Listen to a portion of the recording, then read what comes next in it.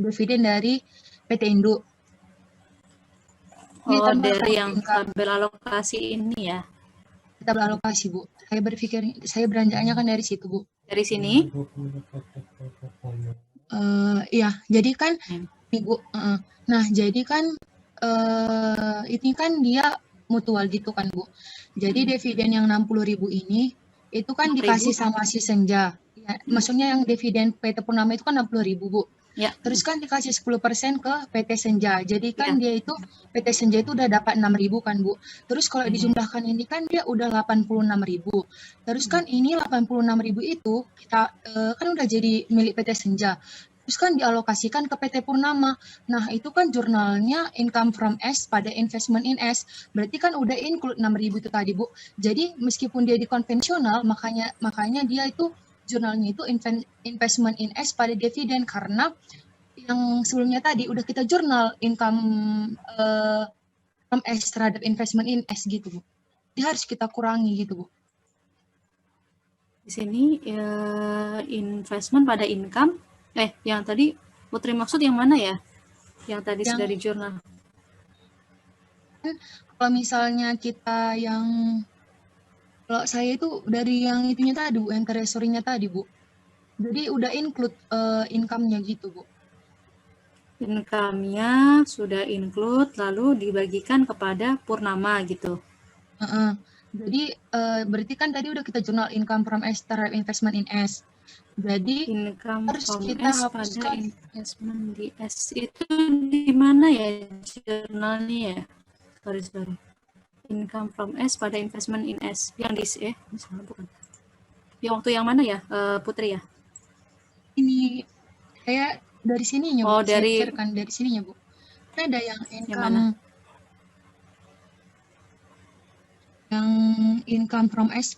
Ya, yang saya mikirnya yang karena udah dialokasiin gitu kan, Bu. Jadi pertama jadi saya mikirnya itu kenapa dikurangi 6.000 karena kan awalnya itu kan TP itu kan memberikan income kepada memberikan hasil dividen kepada PTS.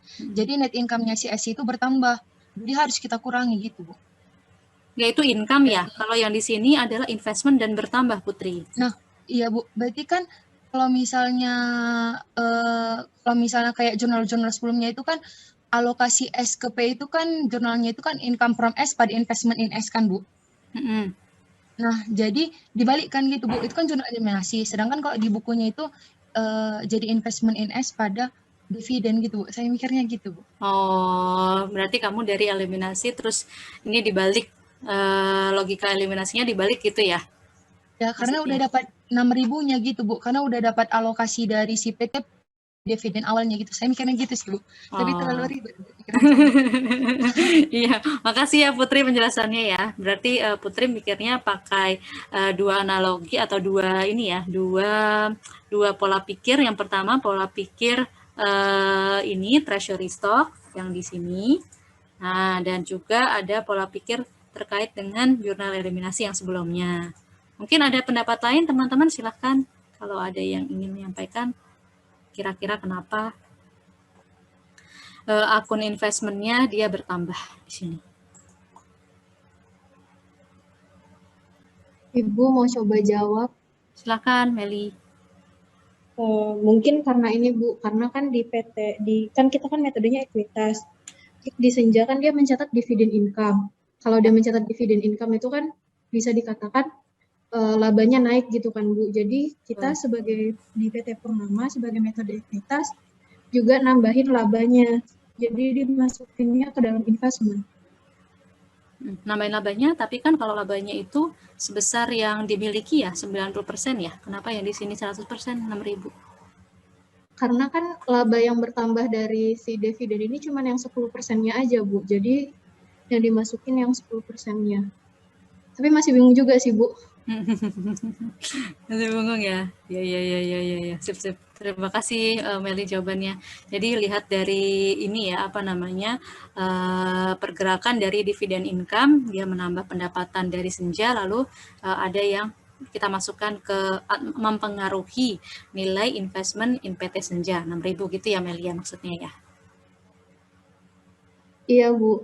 Iya, oke. Terima kasih. Mungkin satu lagi mungkin silahkan. sebelum kita lanjut ke pembahasan berikutnya. Satu lagi, siapa yang ingin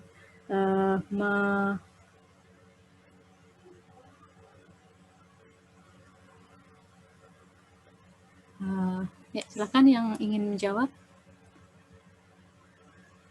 Satu kali lagi.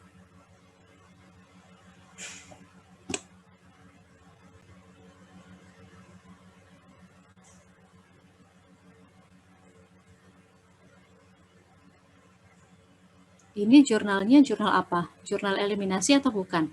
Bukan ya. Ini adalah jurnal investasi yang biasanya. Ya.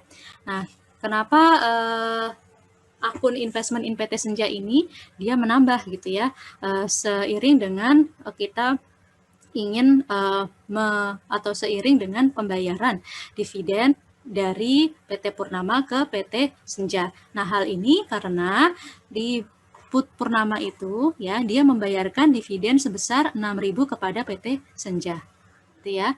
Nah, padahal secara waktu dia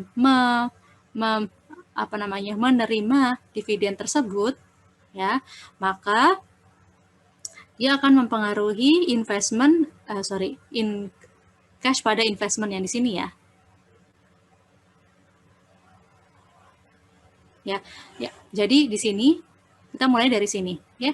Pada saat si PT Purnama ini menerima dividen dari PT Senja, maka dia mencatat jurnalnya cash pada investment in PT Senja. Investasi di PT Senja berkurang ketika si PT Senja ini membagikan dividennya kepada si PT Purnama. Nah, tetapi ada loh dari pendapatan dari pembagian dividen tersebut, ada sebagian yang akhirnya akan muncul lagi atau kita kembalikan lagi ke PT Senja, yaitu sebesar 6.000. Sehingga investasi yang dulunya berkurang sekian, kita tambahkan dengan berapa dividen yang kita bagikan kepada PT Senja, sebesar 6.000. Gitu. Ya. Jadi dari sini awalnya si PT Senja membagikan dividen kepada PT Purnama ya, sehingga nilai investasi PT Senja di buku PT Purnama berkurang. Nah, padahal dari sisinya bukunya PT Purnama, dari dividen yang dibagikan oleh si PT Senja tersebut ada porsi dari dividen yang dibayarkan oleh PT Purnama kepada PT Senja, yaitu sebesar 6.000. Oleh karena itu, yang di sini jurnalnya adalah investment in PT Senja pada dividen. Jadi investmentnya dia bertambah. Karena dari sini sebagiannya itu sebetulnya ada yang berasal dari pembayaran dividen dari PT Purnama ke PT Senja. Seperti itu. Ya, bisa dipahamikah? Bisa, Bu. Bisa, Ya. Bu. Jadi logikanya seperti itu, dan teman-teman harus hati-hati ya, perbedaan antara metode atau pendekatan konvensional dan pendekatan treasury. Kalau pendekatan treasury stock, kita yang didebit adalah income from investment, tetapi ketika kita menggunakan pendekatan konvensional, maka yang didebit adalah investment in subsidiary atau investment in PT Senja. Ya. Baik, saya lanjutkan di sini. Nah, setelah kita membuat jurnal ini, maka kita bisa melihat saldo akhir akun investment in PT Senja sebesar 492.198. 452.000 sekian ini adalah saldo awal tahun 2021 atau saldo akhir tahun 2020. Lalu kita 69 berasal dari sini bagian laba, lalu 6.000 dividen, dan 36.000 berasal dari pembayaran dividen atau penerimaan dividen PT Purnama dari PT Senja. Saya lanjutkan ke jurnal eliminasi. Untuk jurnal eliminasinya tidak ada perbedaan. Ya, jurnal A sampai C ya. Jurnal A sampai C ini untuk akun-akun yang terlibat itu tidak ada perbedaan dengan apa yang sudah kita pelajari waktu kita membuat jurnal eliminasi dengan pendekatan saham treasury ya. Di sini tetap untuk yang khususnya untuk yang B ini ya, ada income from PT Senja dan dividen income pada dividen dan investment in PT Senja. Untuk nominalnya pasti beda ya, cuman untuk akunnya ini sama. Terutama yang dividen income ini nominalnya juga sama. Ya. Lalu untuk yang NCI, ini nilainya kita tidak perlu lagi menghitung seperti pendekatan treasury tadi ya. Tapi di sini kita melihatnya, teman-teman silakan mengacu pada sini hitungan ini ya, NCI expense 10.110 ya pada dividen dan NCI PT Senja. Oke. Dan yang terakhir ini tetap sama dengan tahun 2020 pendekatan konvensional, ada eliminasi efek kepemilikan saham PT Purnama oleh PT Senja. Investment in PT Senja pada investment in PT Purnama 140.000. Oke. Nah, untuk penampakannya di kertas kerja konsolidasi seperti ini. Ya, di sini ada income from PT Senja, kemudian ada dividen income, ya karena membagikan dividen. Kemudian di sini dividennya, nah di sini terlihat 54.000. Ini adalah hanya dividen yang dibagikan kepada pemegang saham di luar entitas konsolidasian. Ini sama seperti yang mana ya? Sama seperti treasury ya. Jadi dividen yang ditampilkan di kertas kerja konsolidasi itu adalah sesuai dengan berapa dividen yang dibagikan oleh induk kepada entitas di luar afiliasinya atau entitas yang tidak berafiliasi. Itu sama untuk treasury dan konvensional. Ya. Oke. Nah, berikutnya untuk yang konvensional itu teman-teman bisa lihat di sini untuk investment in Senja dan Purnama, ini penjelasannya sama seperti yang tadi sebelumnya saya jelaskan di waktu mengerjakan tahun 2020. Lalu untuk capital stock juga sama ya. Di tahun 2021 tetap 900.000. Jadi meskipun di tahun 2021 ini si PT Purnama tidak membuat jurnal constructive retirement, tetapi karena jurnal constructive retirement itu sudah terjadi sebelumnya, yaitu di tahun 2020, ini di sini ya, di tahun 2020, dan penjurnalan constructive retirement itu ada di bukunya PT Purnama, ya, artinya bukan saat eliminasi, maka saldo capital stock-nya itu akan carry forward. Jadi akan diteruskan ke tahun-tahun berikutnya, ya. Jadi tetap berkurang 100.000. Yang awalnya 1 juta. Ya, menjadi 900.000. Tetap sama ya. Jadi tolong nanti ketika teman-teman mengerjakan soal di tahun kedua gitu ya. Nah, tetap nilai capital stock-nya mengikuti setelah constructive retirement, ya. Oke, nah untuk cara untuk mengecek jawaban kalian sudah tepat atau belum, itu silahkan teman-teman baca di buku BIMS ya. Teman-teman semuanya pada punyakah buku BIMS? Ada semua? Yang PDF-nya. Ya, yang PDF nggak apa-apa. Ada ya? Semuanya punya? Semuanya punyakah? Ada ya. Baik, kalau ada semuanya silakan nanti bisa dibaca sendiri BIMS halaman 318. Nanti teman-teman bisa mengecek jawaban teman-teman itu betul atau enggak itu dari komponen RE ya. Return earnings di sini 648198. Nah, silakan dipelajari di BIMS cara untuk ngecek jawabannya seperti apa ya. Oke. Sampai di sini untuk pendekatan konvensional. Silahkan kalau ada yang ingin tanyakan sebelum kita lanjut. Baik, kalau tidak ada, nah di sini saya coba rangkum perbedaan atau akun-akun apa saja yang mengalami perbedaan antara pendekatan saham treasury dengan pendekatan konvensional.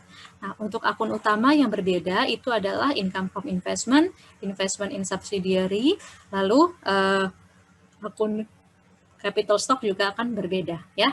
Nah, di sini perbedaannya pada saat kita menggunakan pendekatan saham treasury, nah kita tidak melakukan penyesuaian atas mutual income pada akun income from investment.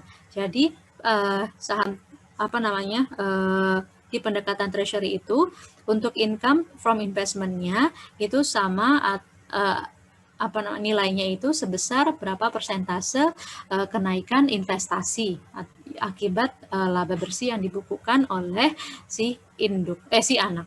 Ya, sedangkan untuk konvensional kita melakukan perhitungan matematis dengan cara kita mengurangkan atau mengeliminasi atau menghilangkan efek dari mutual income tersebut.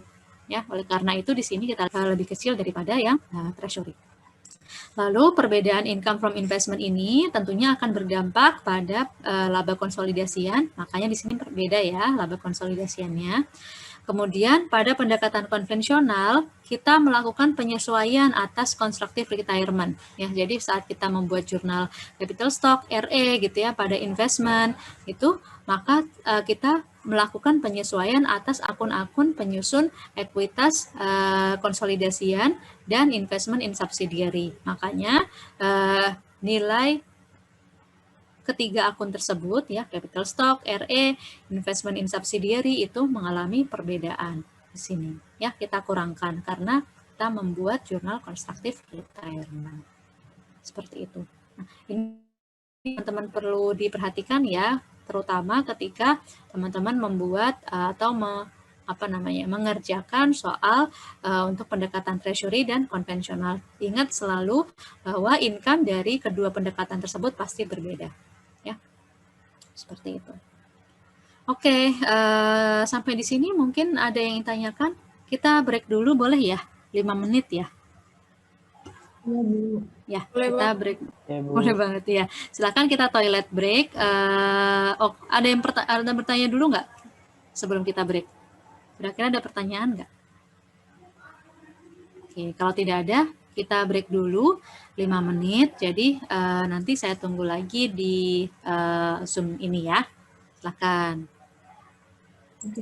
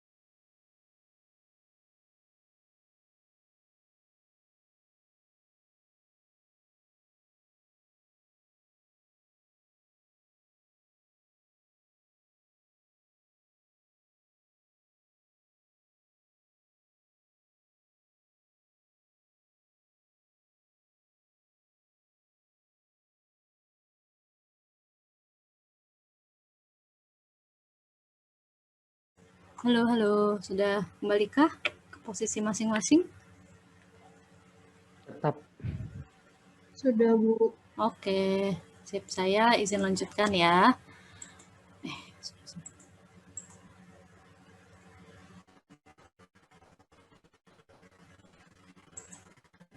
Saya izin lanjut ke pembahasan berikutnya, yaitu untuk kasus bentuk berikutnya ya, atau struktur kepemilikan berikutnya, yaitu jika saham anak itu dimiliki oleh anak lainnya, atau subsidiary mutually owned, atau connecting affiliates mutually owned. Nah, di sini untuk saham anak yang dimiliki oleh perusahaan yang lainnya itu tidak boleh diperlakukan sebagai treasury stock. Ya, treasury stock hanya berlaku jika saham induk yang dikuasai oleh anak. Kemudian investasi tersebut akan dieliminasi bersamaan dengan eliminasi ekuitas perusahaan yang sahamnya dimiliki oleh induk. Jadi meskipun misalnya induk tidak memiliki hubungan langsung kepada anak yang kedua gitu ya, maka saham anak yang kedua itu tetap akan masuk ke eliminasi 80% saham PT Syukur seharga $260.000 pada saat ekuitas PT Syukur terdiri dari capital stock 200.000 dan RE 100.000, munculkan goodwill 25.000. Kemudian pada tanggal 3 Januarinya tahun berikutnya PT Syukur mengakuisisi 70% saham PT Takwa senilai 112.000 saat ekuitas PT Takwa terdiri dari capital stock 100.000 dan RE 50.000, muncul goodwill sebesar 10.000. Dan yang terakhir pada 31 Desember 2019, PT Takwa membeli 10% saham PT Syukur pada harga 40.000 pada saat ekuitas PT Syukur itu terdiri dari capital stock sebesar 200.000 dan RE 200.000. Itu tidak ada goodwill atas transaksi ini.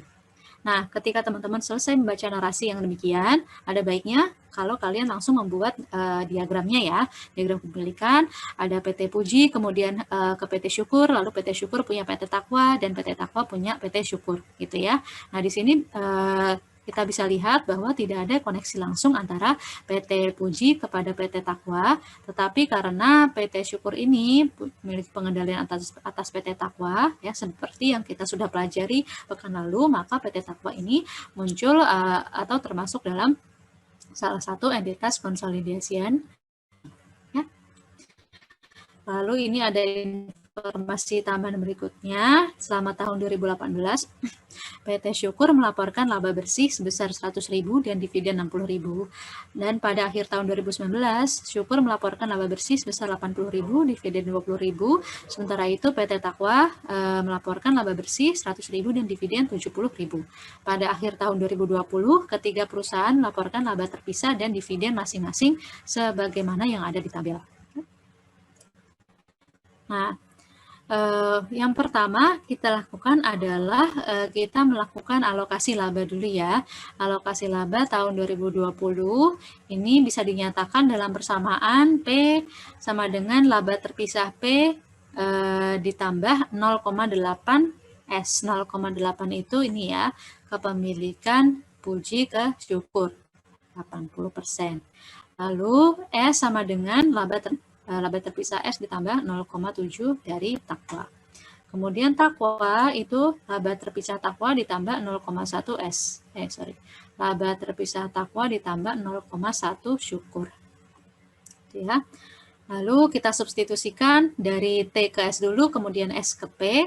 Nah, dari T ke S seperti ini penyelesaiannya. Nah, kita peroleh S-nya 84.946. Kemudian untuk P kita masukkan dari S ke P di sini. Nah, P dapat 179.957 dan untuk T 48.495. Kemudian tahap yang kedua adalah menghitung laba bersih yang dialokasikan. Untuk laba pengendali atau laba konsolidasiannya atau laba bersih P itu langsung kita masukkan atau kita ambil dari nilai yang dari sini. Kenapa pakai nilai yang dari sini?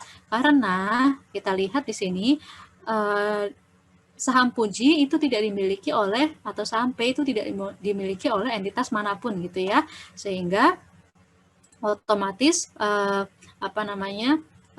P ini yang di sini, laba yang di sini merupakan laba konsolidasiannya atau laba bersih P, ya. Kemudian untuk NCI-nya untuk alokasi laba kita tetap menganut ini ya, kaidah bahwa laba pengendali atau consolidated income ditambah dengan NCI expense sama dengan gabungan dari laba terpisah gitu ya. Nah, di sini laba pengendalinya sekian. Kemudian kita menghitung NCI di syukur. Nah, kita lihat di syukur di sini, struktur kepemilikan syukur itu adalah 80% dikuasai puji dan 10% dikuasai oleh takwa. Sehingga yang outstanding atau yang di luar adalah sebanyak berapa persen? 10%. Iya, betul ya, 10%. Maka di sini NCI di syukur adalah 10% dikali ini ya hasil penghitungan syukur di sini. Oke, begitu juga dengan takwa. Takwa adalah dikuasai 70%-nya oleh syukur. Sehingga yang outstanding di luar ya adalah 30%-nya. Ya 30% dikali dengan takwa. Sekian ya. Nah, ketika kita tambah jumlah, nah hasilnya sama 203.000 sama seperti ini ya, laba terpisah. Gabungan dari laba terpisah. Oke. Oke. Nah, setelah itu sebelum kita ke laporan keuangan konsolidasi ya di tahun 2020 ya, 2020. Nah, kita hitung dulu berapa saldo investasi di awal tahun 2020 atau di akhir tahun 2019. Nah, di sini untuk PT Puji ini penghitungannya tidak ada ini ya, tidak ada yang spesial ya. Ini sama seperti yang teman-teman sudah pelajari di AKL 1 sebelumnya. Intinya adalah kita mengadjust cost yang awal ya, acquisition cost atau nilai akuisisi yang di awal dengan perubahan ekuitas yang dipengaruhi oleh laba dan dividen gitu ya, dicerminkan oleh perubahan laba dan dividen. Ya, untuk PT Syukur adalah 340.000 dan untuk PT Takwa nah di sini adalah 133.000. Ini saldo awal investasi di tahun 2020. Kemudian kita buatkan tabel untuk menghitung saldo investasi di masing-masing perusahaan. Oke, di PT Puji karena pakai metode ekuitas, maka Puji dan Syukur ya. Puji dan Syukur karena pakai metode ekuitas, maka saldo awal tahun 2020 ini harus kita sesuaikan dengan adanya pendapatan investasi kemudian dividen. Lalu, tapi kalau yang Takwa karena dia pakai metode biaya, maka saldo awal investasi atau saldo akhir investasi tahun 2020 itu sama dengan saldo awalnya, ya 40.000. Oke, baik kita lanjut ke yang Puji ya. Nah, di sini saldo awal investasinya 340 dapat dari sini ya. Kita masukkan ke sini. Lalu kita tambahkan dengan pendapatan investasi dari PT Syukur. Nah, pendapatan investasi PT Syukur itu teman-teman bisa dapat dari sini 179.957 dikurangkan dengan pendapatan terpisahnya 112. Ada yang sudah menghitung mungkin 179.957 dikurangkan 112.000. 67.957 ya. Nah, itu sama ya. Sama dengan yang ya, betul. Sama dengan yang di sini, sama juga kalau teman-teman pakai penghitungan dari S. Nah, S itu kan tadi ini ya, 84.946 kita kalikan dengan berapa persen kepemilikan P di S, 80%. Ya, sama hasilnya. Begitu juga dengan Takwa ya, 70% kali sekian, nilainya sekian. Lalu kita adjust dengan dividen, kita kurangkan dividen Puji untuk Puji 24.000, kemudian dividen dari PT Takwa adalah 14.000. Sorry ini ya betul ya, dividen dari Syukur 30.000 betul. Ya, 30.000 kali 80%, 24.000. Oke, nah setelah itu kita baru bisa dapat saldo akhir investasi di tahun 2020. Sekian. Nah, kemudian kita melakukan eliminasi. Eliminasinya juga tidak ada yang ini ya, yang khusus, kecuali bahwa karena di sini ya, Nah, di sini ya, karena sekarang syukur itu selain dimiliki oleh puji dan oleh takwa, nah, maka kita harus membedakan dengan akun yang berbeda ya. PT Syukur yang ditandai dengan 80% di tanda kurung di dalam kurung itu adalah maksudnya adalah investasi dari PT Puji gitu ya. Sedangkan investment in PT Syukur dengan tanda 10% di dalam kurung itu berarti menandakan dari investasi dari PT Takwa gitu ya.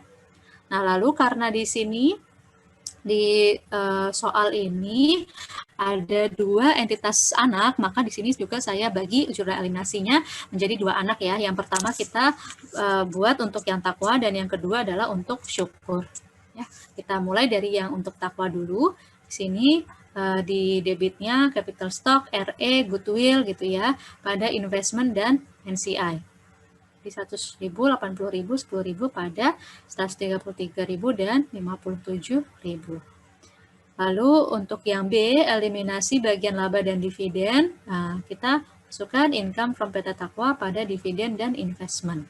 Ya, income from PT Takwa dapat dari sini, silahkan dilihat di sini. Nah, lalu dividennya 14.000, investmentnya kenaikannya.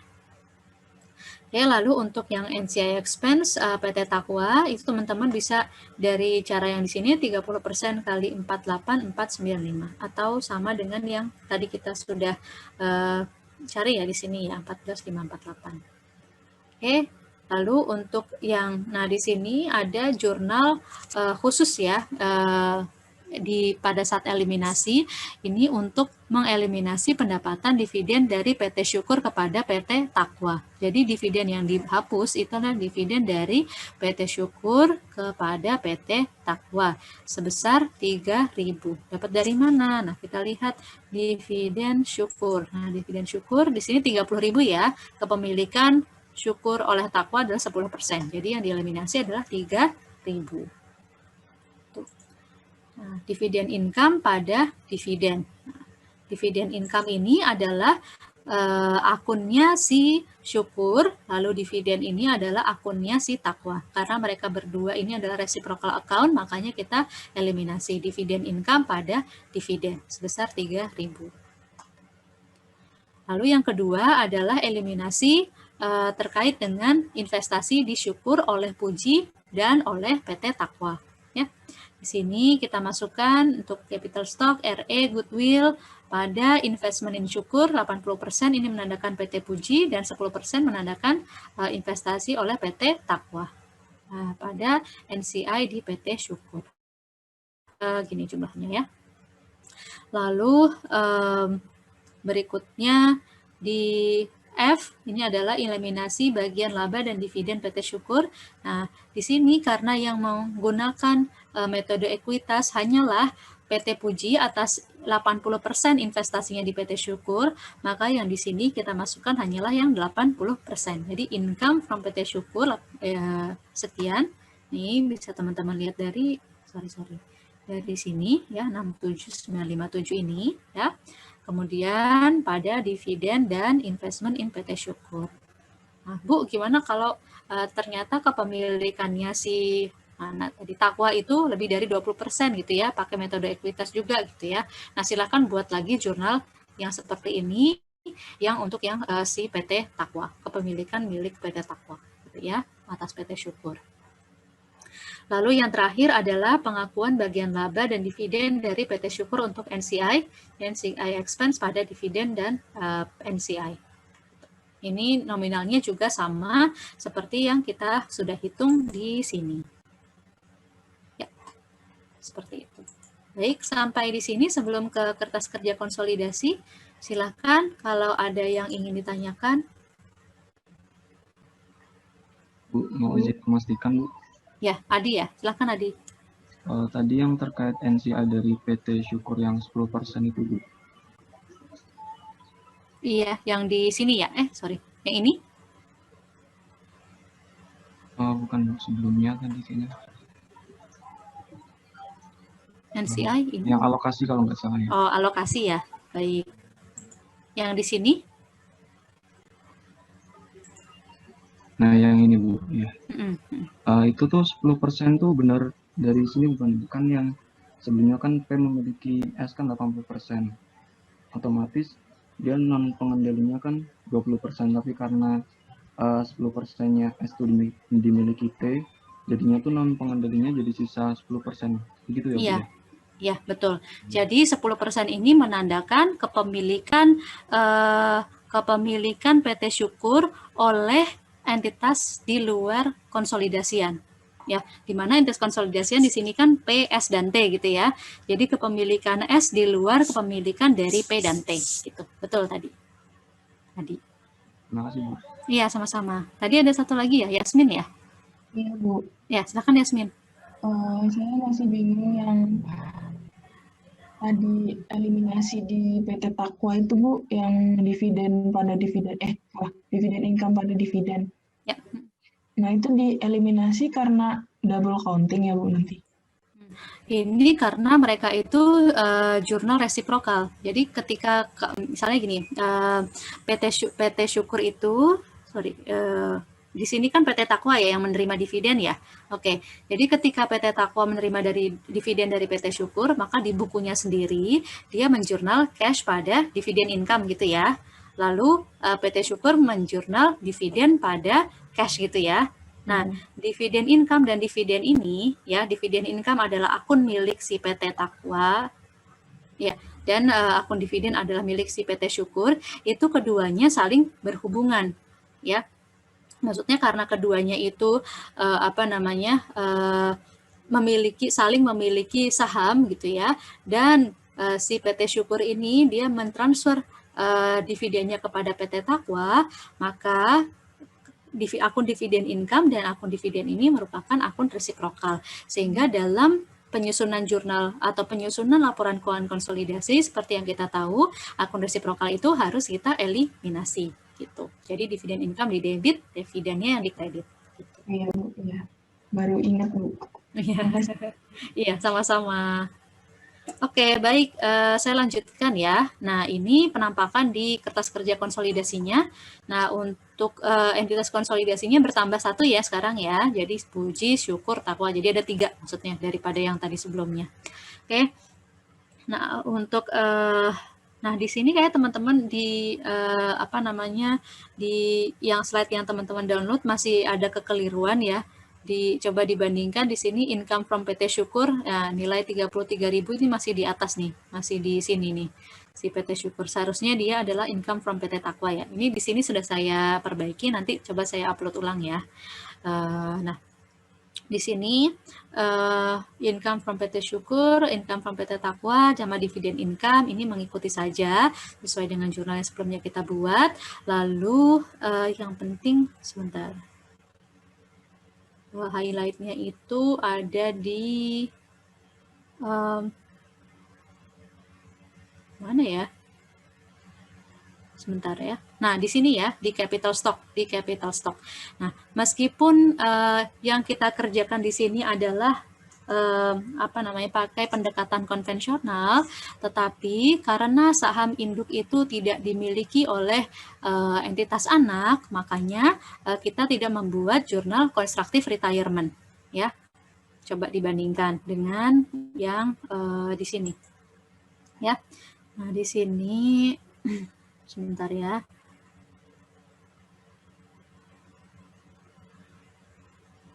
Capital stock-nya milik si induk sama si anak ya.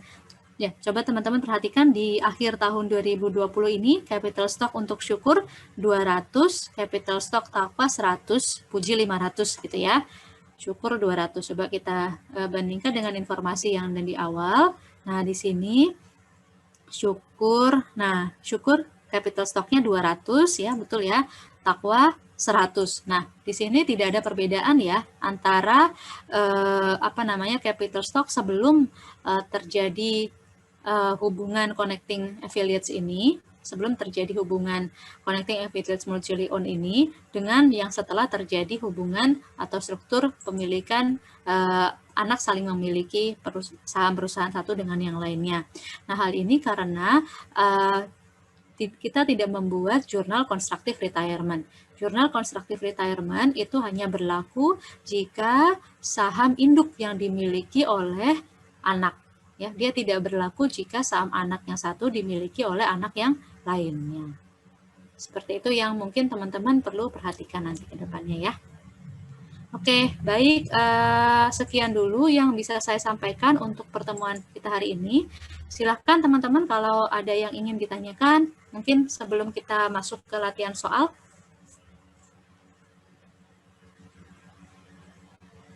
Nanti setelah ini kita ada ini ya, apa namanya, kuis ya. Jadi kuisnya itu pakai LMS dan tidak bisa di-back. Artinya teman-teman kalau udah menghadapi satu soal, kerjakan, lalu baru boleh ke soal berikutnya. Tidak bisa kembali ke sebelumnya gitu ya. Jadi mohon hati-hati nanti ketika menjawab. Soalnya cuma 5 soal, waktunya 15 menit. Ya pasti bisa lah. Nanti nilai mini quiz akan saya pilih nilai yang terbaik dari teman-teman, kemudian saya rata-ratakan. Jadi nggak semuanya saya rata-ratain, enggak, tapi saya pilih yang terbaik ya. Jadi kalau misalnya sekarang mungkin teman-teman masih kagok atau apa sama LMS, jangan khawatir, masih ada kesempatan di pertemuan berikutnya. Oke. Baik, kalau tidak ada pertanyaan, silakan teman-teman bisa mengerjakan soal yang ada di workbook ya. Kita sampai jam 1 ya? Iya, Bu. Oh iya, betul. Kita sampai jam 1, ya masih ada waktu sekitar 14 menit. Silakan bisa dimulai di soal workbook yang nomor 1 untuk yang mutual holding. Ya. Nanti kalau ada yang sudah selesai, ingin menjawab, boleh nanti diaktifkan mic-nya ya.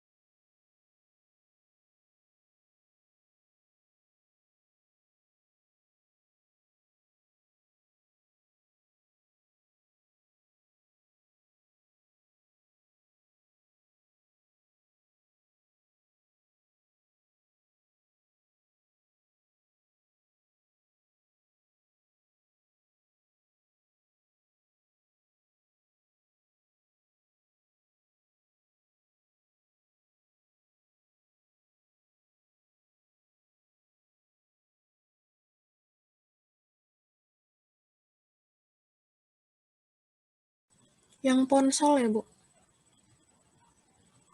Iya, yang pon sama sol.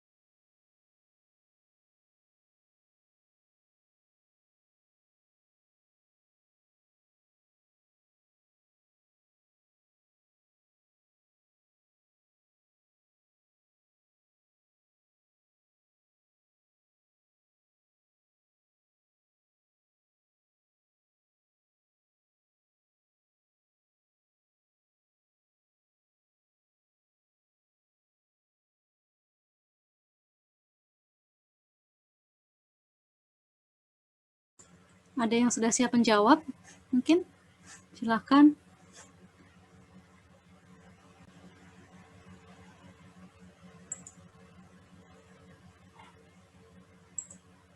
Angel, gimana Angel?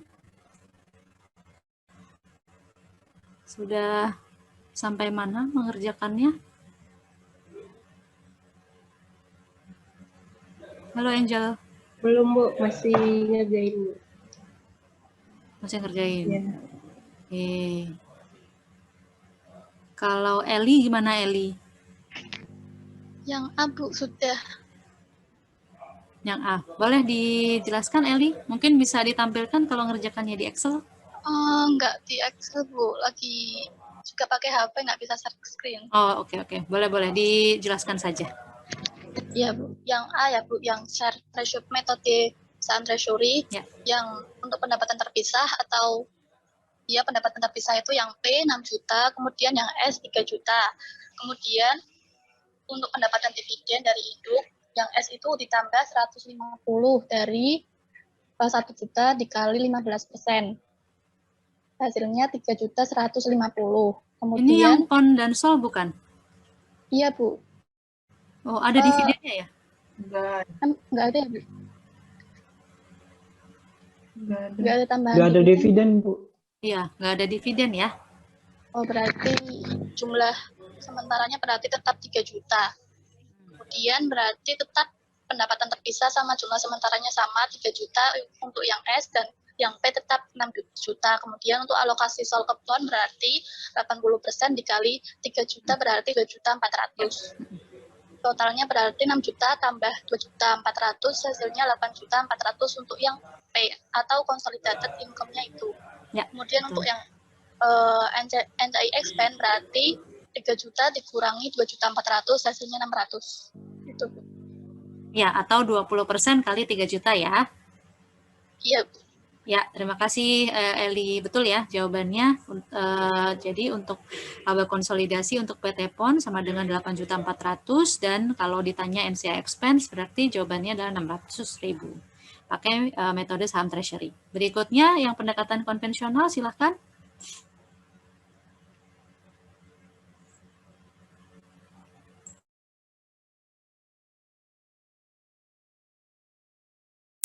Raffi, gimana Raffi? Sudahkah? Belum selesai, Bu. Belum selesai. Udah sampai mana, Raf? Baru yang A, Bu. Baru yang A. Oke. Silahkan dilanjutkan. Zahra, gimana Zahra? Baru yang A juga, Bu. Baru yang A. Oke.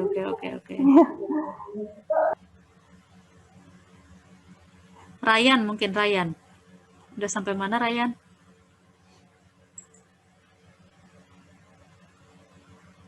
Halo Ryan.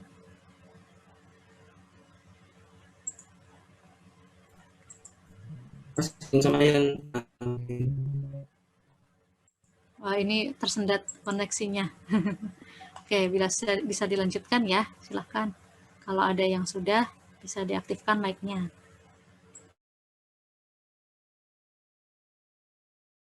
Izin menjawab, Bu. Silahkan Rizky. Iya. Pertama ini pakai kan Excel nggak? Enggak, Bu, ditulis. Ditulis ya. Oke, silakan. Pertama kita menentukan rumus matematikanya itu yang P sama dengan 6 juta ditambah 80% dari S, sedangkan yang S 3 juta ditambah 15% dari P. Kemudian S disubstitusikan ke P tadi, jadinya P sama dengan 6 juta ditambah 80% dalam kurung 3 juta ditambah 15% P. Ya. Nanti jadinya P-nya itu jadi 0,88 P itu sama dengan 8,4 juta. Oke. Dengan agar P-nya jadi 1 atau 100% itu 8,4 juta dibagi 0,88 atau 88% sama dengan 9.545.000. Oke. Kemudian untuk NCI-nya, kalau saya, Bu, tinggal itu, Bu. Gimana tadi, Bu? Ternyata saya belum menghitung NCI-nya, Bu. Bentar, Bu. Iya, iya. Dilanjutkan lagi ya. Lanjut dulu. Tadi yang P juga harus dikalikan loh, Rizky ya. Jadi belum selesainya bukan diri ketemu P dan S-nya berapa ya, tapi untuk laba bersih P harus dikalikan dengan sesuatu. Dilanjutkan dulu. Sebentar Pak itu.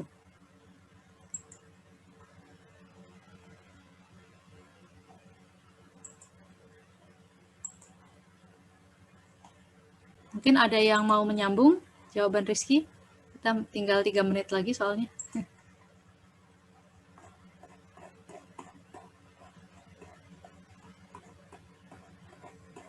Tadi sudah betul ya, sampai dengan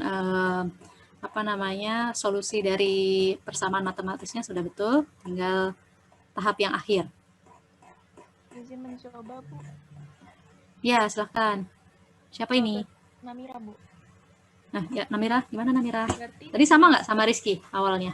Iya, yang P-nya ya. 9.545.454. Oke. Ya, silakan Namira. Terus berarti tinggal yang laba bersihnya P, berarti 85% dikali 9.545.454. Sama dengan 8.113.636. Terus NCI expense-nya berarti 20% dikali 4431818 itu hasilnya yang S. Hasilnya 886.364. Ya, betul. Ketika dijumlahkan P dan NCI-nya berapa? Oh iya, Bu, belum dijumlahin, Bu. Coba dijumlah. Buat ngecek aja jawabannya sudah benar apa belum. 9 juta, Bu. Ya, sama ya dengan gabungan laba terpisah ya. Iya, Bu. Oke, terima kasih Namira dan Rizky. Jawaban untuk yang 1B seperti yang tadi gitu ya. Oke, baik teman-teman, karena waktunya sudah mendekati selesai, tinggal 1 menit lagi. Saya ingatkan lagi setelah ini teman-teman silahkan membuka LMS untuk mengerjakan mini quiz. Nah, mini quiznya waktunya 15 menit dari quiz tersebut dibuka. Tidak, attempt-nya cuma 1 ya, jadi cuma 1 kali ketika kalian melihat soal langsung dijawab saat itu juga ya. Jangan dilanjutkan ke soal yang lain sebelum kalian menjawab soal yang satunya lagi gitu ya. Baik, maaf Bu. Ya, silakan. Saya masih belum bisa absen, Bu, di portal, Bu. Oh, Ananda Rizky ya? Sebentar, saya cek tadi kayaknya udah semua. Sebentar ya. Ananda Rizky. Kita kelas 613 ya ini ya. Ananda ya, Rizky. Hadir semua kok, Ananda Rizky udah. Oh, berarti error dari sininya, Bu, nggak, Bu? Iya, pastikan aja ya. Oke. Sip, jadi semuanya hadir, sudah tercatat. Baik teman-teman, terima kasih banyak yang sudah mengikuti dengan baik perkuliahan kita hari ini. Mohon maaf atas kekurangan saya dalam menyampaikan. Mudah-mudahan kita sehat dan bisa ketemu lagi di pekan depan hari Selasa ya. Ya, hari Selasa ya. Oke, terima kasih semuanya. Selamat siang. Wassalamualaikum warahmatullahi wabarakatuh. Siang, waalaikumsalam warahmatullahi wabarakatuh. Terima kasih, Bu. Sama-sama. Terima kasih, Bu. Ya, saya pamit ya.